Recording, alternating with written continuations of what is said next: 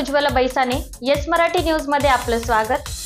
आता पाहूया एक स्पेशल रिपोर्ट। प्रेम प्रकरणातील वादातून वृद्धाचा खून, 3 भावासह पुतण्या गजाआड। अगोदर आरोपीच्या पुतण्याने केली होती आत्महत्या।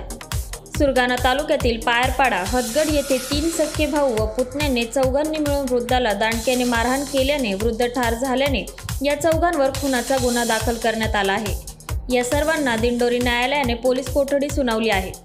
याबाबत पोलीस सूत्रांनी दिलेल्या माहितीनुसार 11 जुलैला संशयित आरोपी पांडुरंग रामू बागुल वय वर्ष 40, गोपाळ रामू बागुल वय वर्ष 55, चंदर रामू बागुल वय वर्ष 53, सोमनाथ चंदर बागुल वय वर्ष 30 सर्व आरोपी राहणार पायरपाडा हदगड यांनी भीमाबाई देवराम गावित वय वर्ष 57 व देवराम हरी गावित वय वर्ष 64 राहणार पायरपाडा यांना दांडक्याने मारहाण केली होती।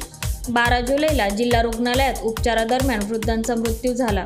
आरोपींचा पुतण्या वासुदेव यशवंत बागुल वय वर्ष 22 यांचे मयत वृद्ध देवराम गावित यांच्या नात्यातील एका मुलीबरोबर प्रेम होते।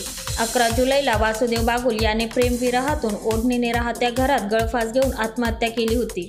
तुमच्यामुळेच आमच्या पुतण्याने आत्महत्या केल्याचा राग मनात धरत चौघांनी दांडक्याने मारहाण केल्याने वृद्धाचा मृत्यू झाला आहे।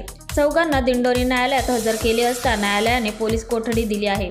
पोलीस निरीक्षक संजय गायकवाड यांच्या मार्गदर्शनाखाली सहाय्यक पोलीस निरीक्षक सुजित पाटील, शिवराम गायकवाड, चेतन बागुल, कैलास मानकर, जगदीश घुटे, अनिल चारोस्कर तपास करत आहेत।